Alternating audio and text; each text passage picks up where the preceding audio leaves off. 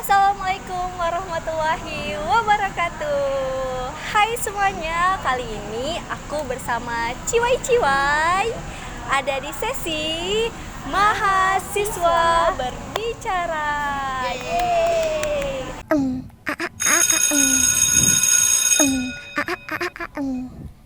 Nah, kali ini kita ada di mana nih guys? Di salah satu salah satu mall yang ada di Medan. Betul. Lebih tepatnya di pusat perbelanjaan yang ada food court. Ya, betul sekali. Sekarang kita letaknya itu ada di food court Carrefour Transmart lantai 1. Nah, kali ini kita ngeteh-ngeteh cantik sekaligus pengen sharing tentang gimana sih pengalaman selain di pendidikan, di luar pendidikan, apa yang dirasakan misalnya kayak ekstrakurikuler, kayak ikuti perlombaan dan segala macam.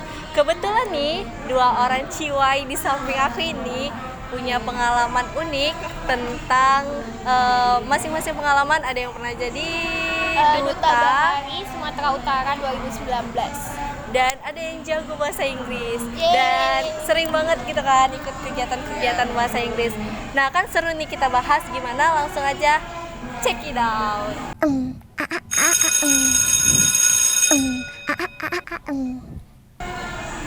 Nah, sekarang kita udah masuk ke sesi tanya jawab. Oke, kali ini aku penasaran nih sama seorang remaja milenials yang kreatif yang sekarang sedang kuliah di Universitas Muhammadiyah Sumatera Utara dan punya pengalaman yang menarik tentang gimana perjuangan dia jadi duta bahari. Langsung aja, gimana?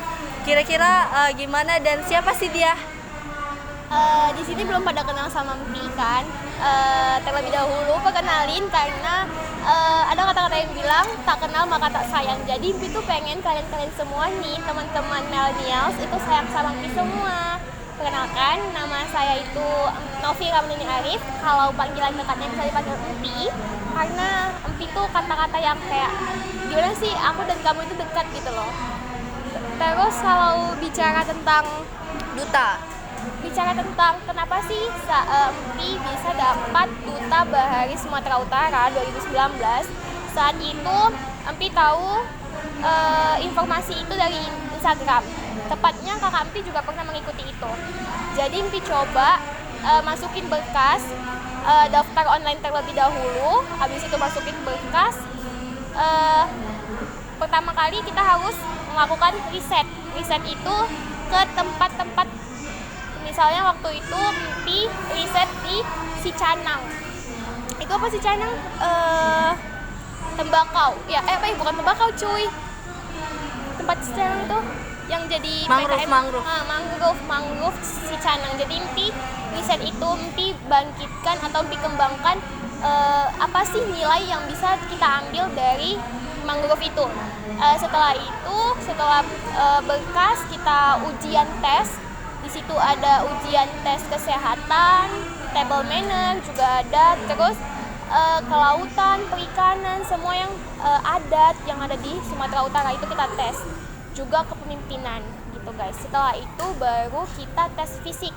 Oh ya, yang nggak dilupain itu adalah tes menari. Wajib nih guys, cewek cowok harus pandai menari gitu. Oh ya, berarti itu jadi salah satu syarat untuk lulus jadi duta gitu ya? Iya, soalnya setelah kita lulus menjadi Duta Bahari Sumatera Utara ini, pastinya kita akan mengikuti Kapal Pemuda Nusantara yang dimana kita itu menjadi delegasi Sumut, delegasi Aceh, delegasi Jawa Barat, pokoknya delegasi provinsi yang dimana kita itu adalah delegasi yang harus membangkitkan marwah daerah kita gitu.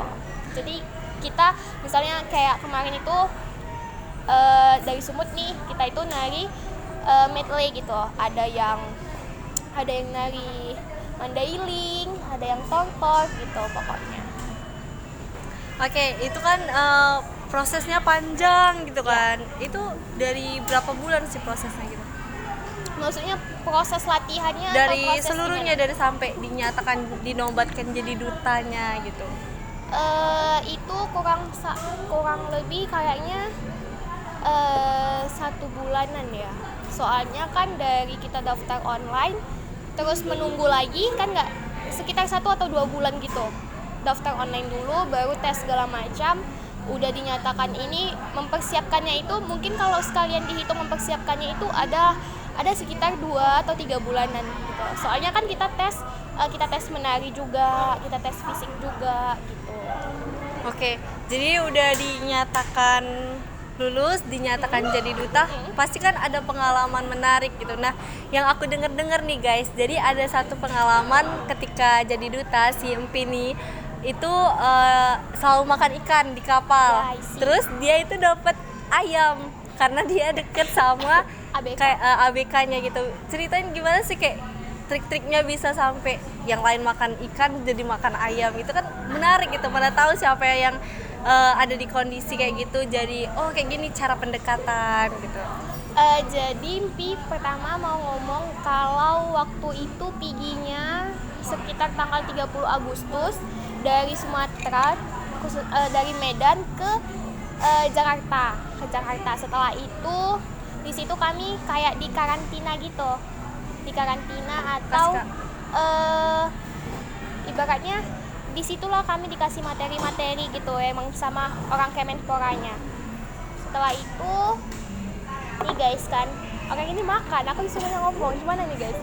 Nah sekalian ya kan sambil ya. kita ngobrol-ngobrol cantik, ngetek-ngetek cantik, kita tuh tuh lagi ini. pesen ini makanan tradisional yang ibaratnya sampai sekarang tuh kita makan pun tetap enak aja gitu kan, daripada yang lain-lain yang khas-khas barat. Ini ubi goreng khas di mana nih?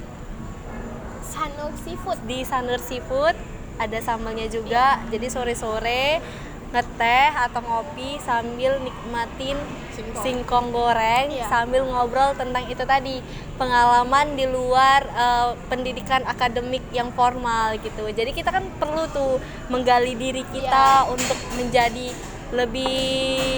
lebih mumpuni lagi gitu kitanya. Dah lanjut lagi ke ceritanya si Empi. Kita lanjut ya. Jadi itu kita pergi tanggal 30 Agustus. Empi sama teman-teman yang lain, ada 2 orang teman Empi karena setiap daerah itu delegasinya 3, 2 cewek 1 cowok. Jadi dari Medan ke Jakarta itu sekitar tanggal 30 Agustus jam 7 take off-nya, baru itu sampainya landingnya sekitar jam 10-an gitulah. Habis itu disitulah kita kayak seperti di karantina di hotel. Waktu itu sekitar hotel, kalau nggak salah hotel Ibis yang ada di Jakarta, itu 3 hari. Setelah dari hotel kita di karantina, habis itu kita ke Tanjung Priuk karena kita naik kapal kapal Tanjung Kambani 971. Kapalnya itu besar banget. Terus setelah masuk di kapal kita pembukaan itu waktu itu pembukaan masih Pak Kemenpora. Tahu kan dulu Pak Kemenpora siapa? Pak Imam Nahrawi. Kemenpora Indonesia ya? Iya. Atau Sumut? Indonesia. Kan udah di Jakarta jadi dibuka Pak Kemenpora sebelum Pak Kemenpora tit gitu. Tahu kan masalahnya apa? Tit. Skip. Lanjut. Terus setelah dibuka baru pembagian kamar malamnya, dan untungnya pembagian kamar itu di kelompok 1 itu kamar yang paling dekat dengan dapur. Otomatis paling dekat juga. Sebenarnya awal masuk kamar itu kan Mimpi itu nggak nengok kamarnya gitu loh. Mimpi itu lebih nengok ke dapurnya. Mimpi nengok ABK-nya. Di situlah kita tahu kayak tentara bagaimana masaknya, bagaimana menghidangkan segala-galanya yang emang kita butuhin saat itu. Jadi udah say hi Pak, hai Pak tentara gitu-gitulah, kayak perkenalan lah ya. Iya, karena personality Impi juga kayak orangnya humble gitu, orang humble tapi kayak jauhnya kayak sok-sok kenal Humble kan jadinya. ini kan humble. Itu sambel. Tolong ya Bu. Tolong, dia emang kayak gitu bahasanya emang kurang receh. Setelah itu berhari-hari di kapal emang paling dekat sama ABK itu kamar kami yang nama kamarnya itu kamar bengek. Kenapa dinamakan kamar bengek? Iya, bengek. Karena semua orang itu sakit dalam itu. Emang I see. iya, pokoknya sakit lah. Terus Sakit bengek? enggak loh, bengek itu kayak sesak gitu loh, ngerti kan? Iya kan, bengek itu memang sakit bengek. Berarti sakit pernapasan gitu? Kayak batuk-batuk gitu. Oh, berarti varian lah gitu penyakitnya ya? Ya, oke. Terus kenapa bisa deket ya karena itu juga, karena mungkin kami yang di kamar bangkek itu kayak gimana sih, menganggap bapak-bapak ABK di kapal itu adalah ayah kami sendiri gitu. Apalagi kami sekitar 1 bulanan di kapal kurang lebih. Ya udah kayak gitu. Dan jadwal makan di kapal itu bisa disingkat tai. Bukan jorok ya istilah tai yang pembuangan gitu, bukan. Kalau pagi itu sarapannya teh itu telur. Habis itu siang makan ikan. Malamnya makan ayam gitu. Dan kenapa kadang pagi itu yang lain makan telur, kamar bengek itu kadang makannya yang lain gitu, seperti makan nasi goreng, mie goreng gitu. Kenapa bisa? Karena kamar bengek itu yang pertama kali masuk dapur. Jadi orang masih tidur kan udah, Pak masak apa hari ini, bagi dong gitu. Jadi bayangin guys, yang lain itu masih pada tidur, kami itu udah ngambil ember air untuk nampung air untuk mandi, yang lainnya masih pada tidur. Jadi siap kami mandi, kami langsung ke dapur, kayak gimana sih, nengokin gitu masak apa hari ini. Terus yang antaranya untuk atasan itu yang kayak kepala kapalnya atau tentara-tentara yang lainnya, kami itu juga kedapatan. Makanya itulah, dan kami itu kayak ibaratnya sampai sekarang pun kami itu masih berhubungan baik sama ABK-ABK-nya gitu. Berarti satu kamar itu ya? Satu kamar itu bayangin ada sekitar 20 orang. Satu kamar 20 orang. Iya. Jadi kamar bengek itulah yang beruntung gitu pada saat Iya, itu ya. isi. Oh, you see. Nah, lanjut nih. Tadi kan itu pengalaman menarik dari Empi. Ya. Dari pengalaman itu apa sih yang bisa Empi rasakan sampai sekarang? Apa yang ibaratnya ini mengubah secara tidak langsung mengubah hidupku loh gitu. Ibaratnya mengubah mindset gitu. Mengubah mindset. Jadi gini, pertama kali otomatis seneng dong ketemu sama delegasi-delegasi dari beberapa daerah, bahkan 34 provinsi itu ikut. Bahkan Papua Barat yang antaranya Papua Barat itu yang jarang datang itu hadir guys.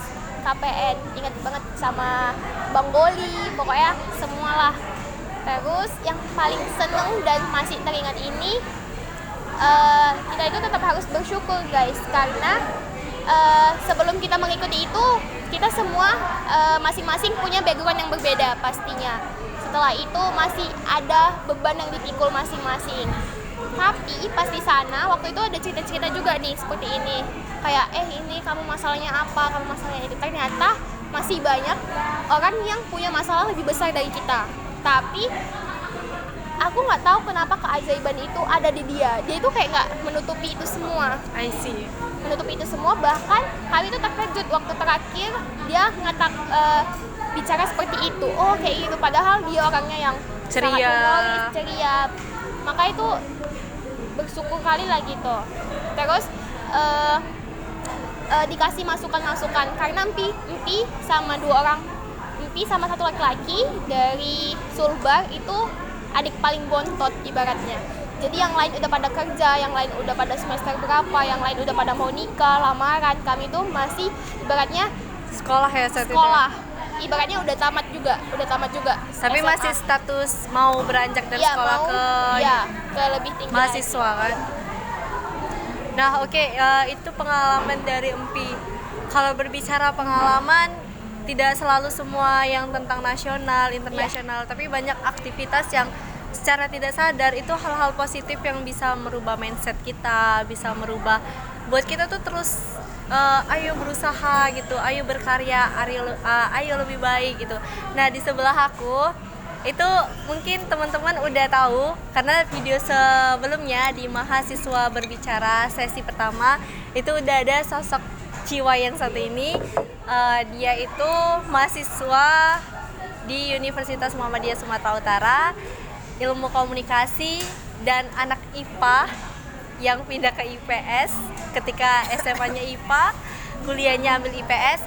Kali ini dia punya pengalaman menarik tentang masa selama dia sekolah, ada kegiatan di luar sekolah yang bisa buat dia saat ini nilai mata pelajaran itu pertama kali di IPK pertamanya nilai A.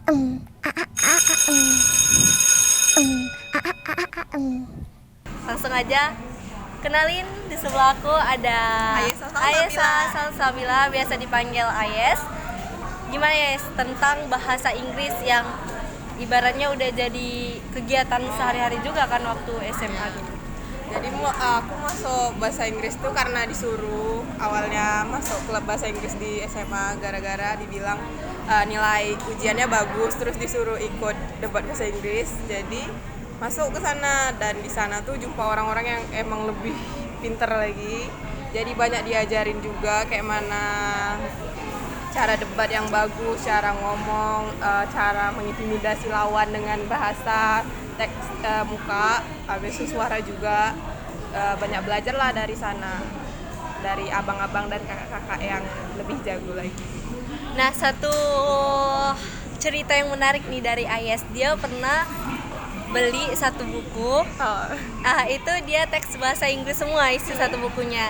Dan sebenarnya itu dilarang ya sama sama mamanya si Ayes, karena apa bisa gitu Ayes baca dan mahamin buku yang satu buku itu bahasa Inggris semua. Dan dia tuh nekat gitu, karena uang dia juga, dia nekat. Mamanya tuh ngancem kalau nggak dibaca dibakar ya Ayes. Kalau nggak dibaca dibakar, tapi dia tetap beli dan tetap ngebaca. Apa sih sampai segitunya gitu tertarik dengan bahasa Inggris, sampai kegiatan pun juga selalu bahasa Inggris gitu? Dulu aku tuh fans sama band dari Australia namanya Five Sauce. Abis itu aku fan banget lah, kayak pengen gitu ngerti orang ini ngomong apa. Padahal dulu kayak nggak tahu apa-apa. Jadi dari situ aku belajar bahasa Inggris. Abis itu mereka nggak lama ngeluarin buku yang tebel lah segini, harganya sekitar segini. Habis itu karena emang pengen kali, jadi aku tuh kayak nabung sampai bilang pakai uangku sendiri untuk beli buku itu. Dan akhirnya aku beli, tapi mama aku nggak ngasih, nggak dibolehin katanya karena buang-buang uang, takut nggak dibaca. Terakhir aku bilang aku baca, terus aku buat kayak apa sih, resensi apa? Oh, kayak ngeresum lagi gitu ya, kayak ceritain ke mama gitu. Karena emang harus ada gitu ilmu yang diambil dari buku yang mau aku beli ini. Jadi terakhir aku beli dan aku resum setiap bulan aku setar ke mamaku.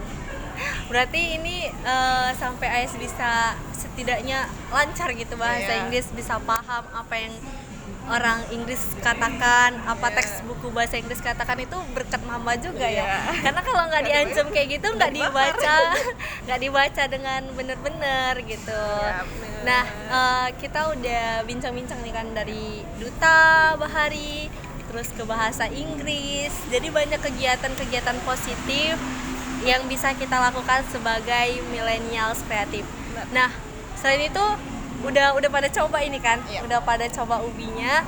Gimana menurut kalian rasanya? Lembut, enak. Habis itu renyah. Iya sih. Intinya kalau makan ini cocoknya hujan-hujan, minum teh manis panas, terus pasang lagu galau, terus ingat mantan. Maaf guys, kali ini aku ngundang memang bucin banget gitu. Dan buat mantannya yang nonton ini, Hai mantan, terima kasih udah buat dia sebucin ini. terima kasih telah membuat aku patah-patahnya.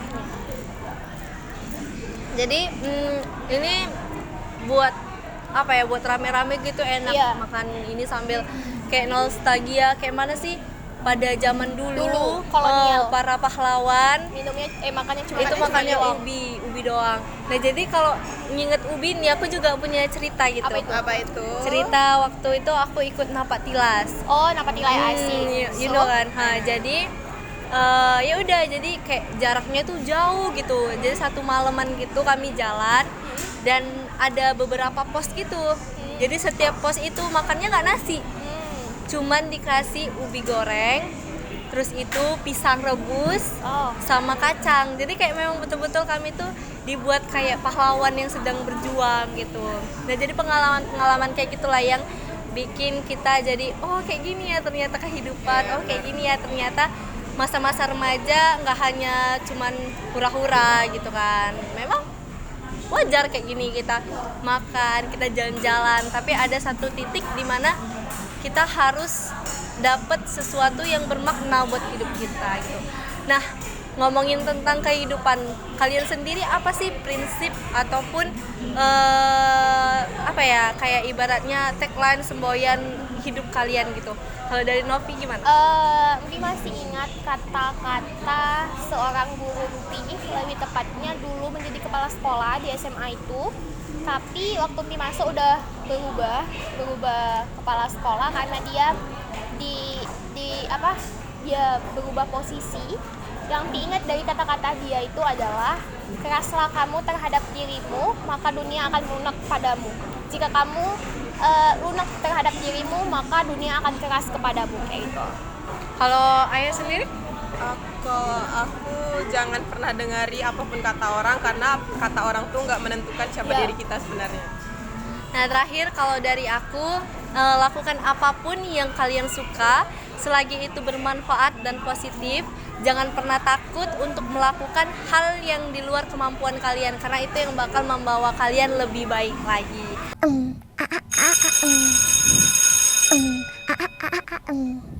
Oh ya, BTW, sorry, ini kita kamera depan, takut nanti ntar banyak salah paham. Kita makan tangan kanan, bukan tangan kiri. Oke, mungkin sesi mahasiswa berbicara kali ini ngebahas tentang kegiatan di luar akademik. Sekian, dan next kita bakal jumpa lagi mungkin sama keduanya atau sama ciwai-ciwai yang lainnya, ngebahas hal-hal unik dan menarik lainnya, bisa tentang pacaran apa boleh, tentang mantan, tentang universitas, tentang cita-cita, segala hal kita bicarakan di mahasiswa berbicara. Dadah.